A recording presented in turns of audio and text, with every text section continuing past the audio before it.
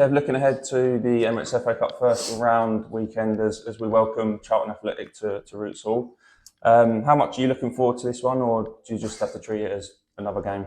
Yeah, I think it's important you look forward to it because it'll make for a great atmosphere. And you want to come up against as big a clubs as possible in the FA Cup if you can at the right time. So, yeah, listen, with it being local as well, they'll bring a big crowd, and I think should make for a good game against a top side. One of the best ones that are left in the competition. Yeah, like you say, definitely a bumper crowd expected, and it must be good though to be going into such a big game with 3 wins and 4 clean sheets in our last 4 games. Yeah, listen, it's been important that we put points on the board in the league. Obviously, progressed in the cup, which is important as well because of what that can bring for the club. In terms of gate receipts and money in through the door, which is important. But pleased to be getting things right in terms of results, but know what we're coming up against, obviously. Yeah, what do you think has maybe been the key in the recent run of results that you need to continue to try and do as we take on Charlton? I think this is getting bodies back from injury, which is important. You get players up to speed. We had such a change, and we were so behind in terms of the embargo going into the summer. Players that had left the building, new players coming in needing time to settle. Wouldn't think we went for a period where we were playing Saturday, Tuesday for like 3-4 weeks at a time. So there's literally no coaching. So we've been able to coach properly week to week. I think that's helped in terms of structures and things that are asked of players, and that's new players coming in. A combination of a lot of things, I think, a lot of hard work on the training pitch mainly. Yeah, and this weekend up against Nathan Jones, somebody I'm sure that you know very well. What sort of dangers do you have to guard against going up against his side? Obviously, a team a couple of levels above. No, listen, first and foremost, very good side, top side, and obviously Nathan as well, someone that I've stayed in touch with and still in touch with, and I've asked for advice for. He's done brilliant on a managerial career to get to where he's got to, and he's worked his socks off and deserves everything he gets. And watched Charlton a bit, and listen, they're getting his imprint on the team, and you can see that, in terms of their work ethic, what's wanted from them, and listen, they're a massive club, and now with a top manager and so well organised, so it'd be good to put ourselves against them and see where we can go.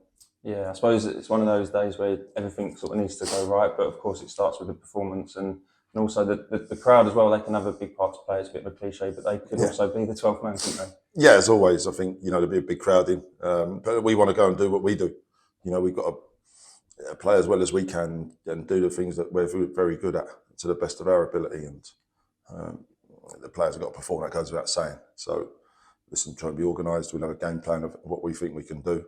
But no, we're at home, and I think Charlton will look at it as well and go, listen, it's a good one, but a tough one as well. Brilliant. Thank you. Good luck.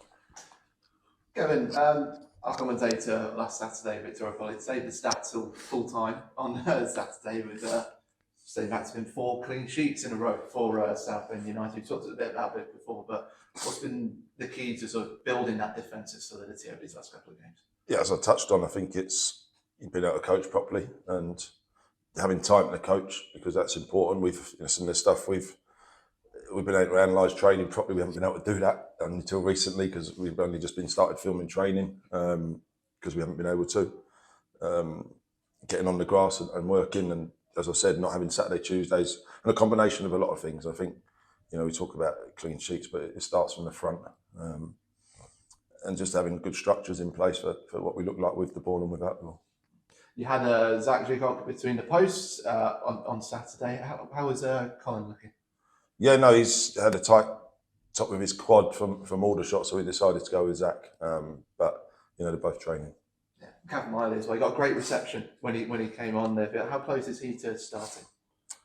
He's training, so we'll decide closer to the day to see where he's at. But we've got a few options to look at what would be the best way to go. Ollie Coker as well. He scored his first goal since returning from injury. How important is he to what's the momentum you've been gaining as well?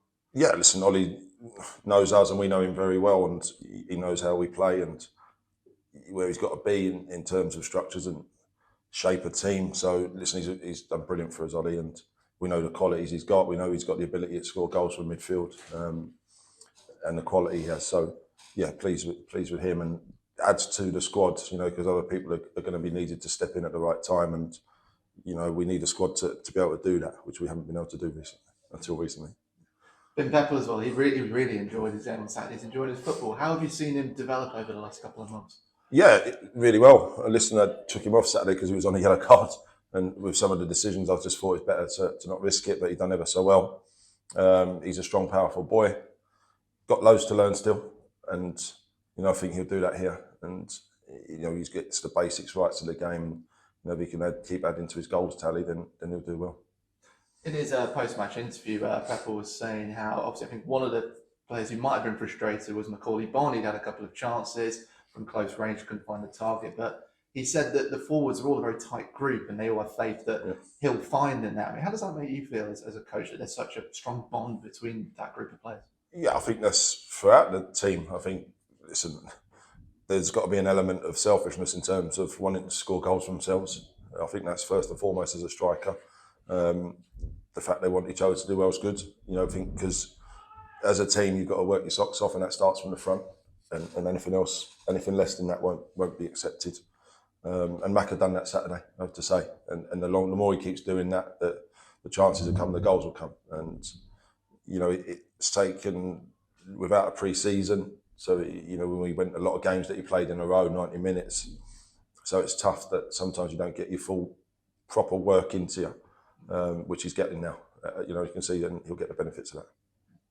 Looking ahead to this Saturday with the FA Cup, obviously this is the first round. Just a wider way the picture look here.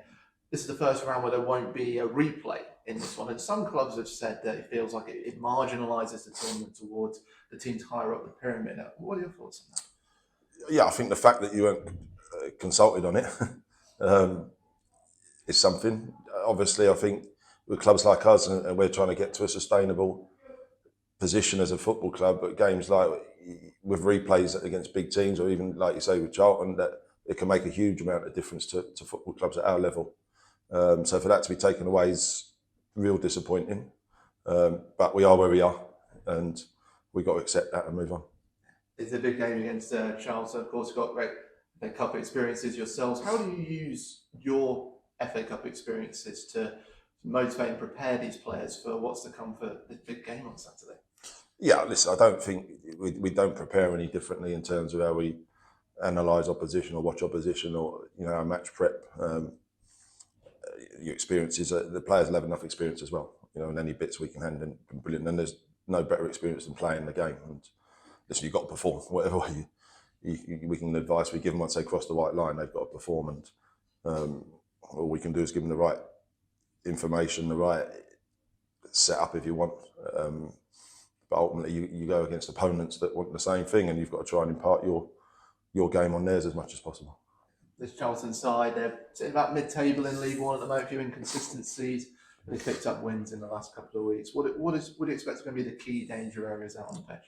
Listen, they're strong all over the place, and their front lines got goals, and they've got one or two coming back as well. But which will be important for them. And listen, they changed a lot midweek, but it's still a very strong side. And I think more the fact that they'll have the manager's imprint on their team would be the biggest threat, I think, and something that they're a team 2 leagues above and a massive club that we've got to pit ourselves against, and we're looking forward to it.